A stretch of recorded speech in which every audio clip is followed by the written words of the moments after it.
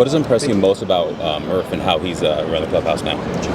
I think he gets the most out of young players. I really think he's great at motivating and making young guys that are kind of new to the major leagues like believe in themselves and get the most out of them. And he lets them.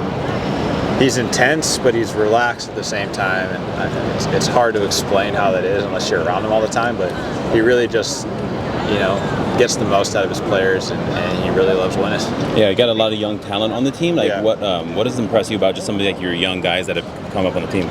I think they've done a great job. When you have so many young players, you don't necessarily know what you're going to get out of them every year, but the way they conduct themselves every day, the way they play, the way that they want to learn, they care about winning, they want to be a part of a winning team.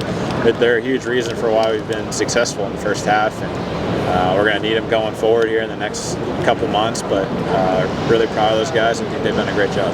Awesome. We have the home run derby going on now. If you think one athlete outside of baseball who can hit a home run, who would you pick? Just to hit a home run? Yeah. I think you see guys take BP. You'd have to see them swing like one time, and you could tell if they're probably going to hit a homer or not. But I don't know. There's a couple football guys that come and take BP, or hockey guys that come and take BP and they hit it out. But baseball's a humbling game. So when you take another athlete and you put them in baseball, you kind of see what it's all about and see how they go about it. All right, last thing, Bob Uecker, how has it been just spending this time with him and seeing him on a daily basis and things like that? Any day and any time you get to spend with Bob is an honor and a pleasure. And he's an unbelievable guy who's lived an amazing life and tons of cool life experiences.